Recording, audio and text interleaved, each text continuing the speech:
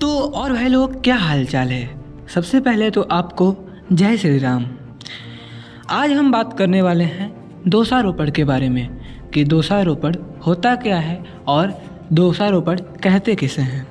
तो चलिए शुरू करते हैं एक एग्जाम्पल से।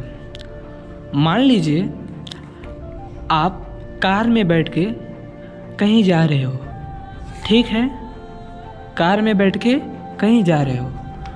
अब अचानक से आपको यह पता चलता है कि आपके गाड़ी का ब्रेक फेल हो गया है और आप ब्रेक मारते हो, ब्रेक लगता नहीं है क्योंकि ब्रेक फेल हो गया है और आपका हो जाता है एक्सीडेंट। उसमें आपको चोट लगती है तो पीड़ा होता है, दुख होता है, पैसे खर्च होते हैं, ठीक है। अब जब आपका एक्सीडेंट हुआ तब आप अपना दुख का क्रेडिट किसको देते हो? भगवान को देते हो। किसको देते हो? भगवान को देते हो, या फिर किसी इंसान को भी दे सकते हो।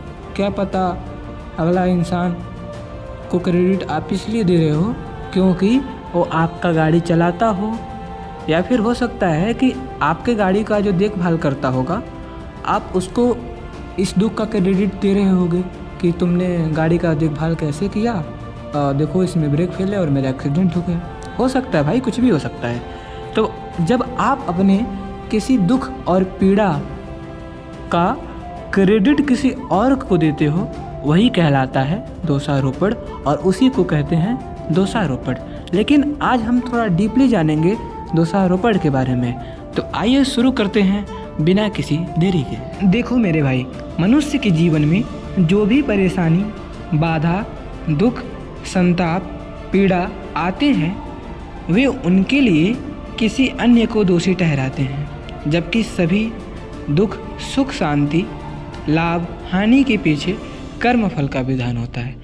आप अगर बुरा कर्म करेंगे तब आपको बुरा फल मिलेगा, और अगर आप अच्छा कर्म करेंगे तब आपको अच्छा फल मिलेगा। अगले इंसान का एक्सीडेंट हुआ है, उसका ब्रेक फेल हो गया था, उसने कुछ ना कुछ बुरा कर्म किया होगा तब जाके उसका एक्सीडेंट हुआ होगा, या पिछले जन्म में उसने किसी का ब्रेक फेल कर दिया होगा, आज उसको अगले जन्म में ठीक वही दुख भोगने पड़ रहे हैं। तो हम अपने दुख का क्रेडिट किसी और को नहीं दे सकते हैं कि भाई तेरे वजह से ही हुआ हुआ। भाई क्या पता आपने कर्म बुरा किया होगा और पता नहीं पक्का किया होगा, और तभी आपको आज ये बुरे फल मिल रहे हैं। इतना याद रखिएगा। दुख सुख जीवन में निरंतर चलता रहता है, ठीक है। और दुख का सबसे अच्छा बात तो ये है कि दुख में ही अपनों का भी पता चलता है कि अपना कौन है। सुख में तो सब अपने होते हैं, लेकिन दुख में ही पता चलता है कि अपना है कौन, ठीक है। दुख में जो दुखी हो जाता है उससे बड़ा मूर्ख कोई नहीं है। एक बुद्धिमान इंसान वही होता है जो दुख में दुखी नहीं होता है और ना ही ज़्यादा सुख में झूम उठता है, ठीक है। वो बुद्धिमान इंसान होता है। लेकिन जो दुख में भी खुश होता है और सुख में भी खुश होता है, वही एक बुद्धिमान इंसान होता है। एक बुद्धि इंसान की सबसे अच्छी बुद्धिमत्ता ये होती है कि वो अपने जीवन को ना भगवान को सौंप देता है कि प्रभु आप ही अब मेरे जीवन की गाड़ी को चलाओ। आप जैसा चलाएंगे वैसे हम चलेंगे, वैसा मेरा जीवन चलेगा। तो ये उसकी सबसे अच्छी बुद्धिमत्ता होती है, क्योंकि जब आप अपने आप को भगवान को सौंप देते हो तब भगवान किसी का बुरा क्यों चाहेगा। तो जब आप अपने जीवन को किसी भगवान को सौंप देते हो ना मेरे भाई, उसी दिन से आपका कल्याण हो जाता है, समझ लीजिए।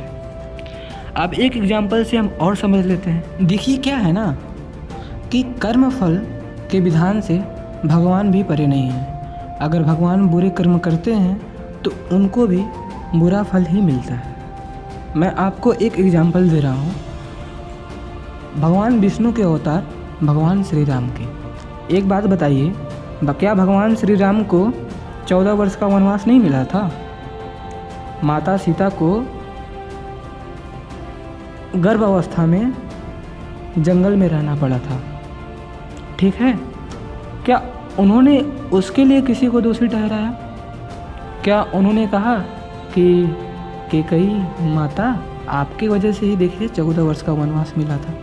उन्होंने कभी नहीं कहा। बल्कि जब वो 14 वर्ष का वनवास जा रहे थे तो सबसे पहले माता कैकेयी का पैर छू के ही गए थे। ठीक है, अब देखिए इसके पीछे कारण क्या था कि उनको वनवास मिलेगा। आइए जानते हैं। देखिए, राजा दशरथ को श्राप मिला था श्रवण कुमार के पिता से कि आप पुत्र वियोग सहेंगे।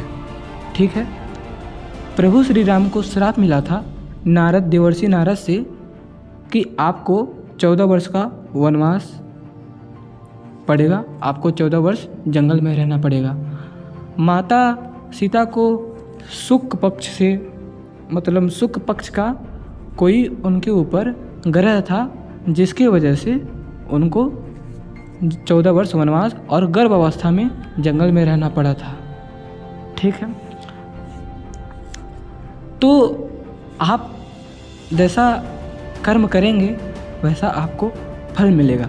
इसके लिए आप अपने दुख का क्रेडिट किसी और को नहीं दे सकते हो। अच्छा, एक बात बताइए, आप लोग दुख का क्रेडिट आसानी से किसी और को दे देते हैं, अपने सुख का क्रेडिट किसी और को क्यों नहीं देते हैं? तब तो आप कहते हैं कि नहीं, ये मेरे मेहनत का फल है, मेरे कर्म का फल है, मैंने अच्छा कर्म किया था, मैंने पाया था। आज आप राजगद्दी का शासन भोग रहे हैं तो आप कहेंगे भैया तोहरे वजह से तो आज हम राजगद्दी पोले हटी, भैया तोहरे वजह से तो आज हम फॉर्च्यूनर पे बैठे बैठे। नहीं कहेंगे, क्योंकि आप जानते हैं कि मैंने अच्छा कर्म किया है तो आज मुझे ऐसा मिल रहा है।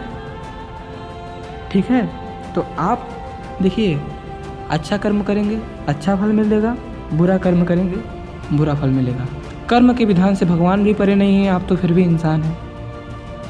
आशा करता हूँ आप दोषारोपण का मतलब समझ गए होंगे और आज से अपने दुख का दोष, अपनी पीड़ा का दोष किसी और को नहीं देंगे, भगवान को भी नहीं दे सकते हैं आप। ठीक है, आप जैसा कर्म किए होंगे वैसा आपको फल जरूर मिलेगा। धन्यवाद।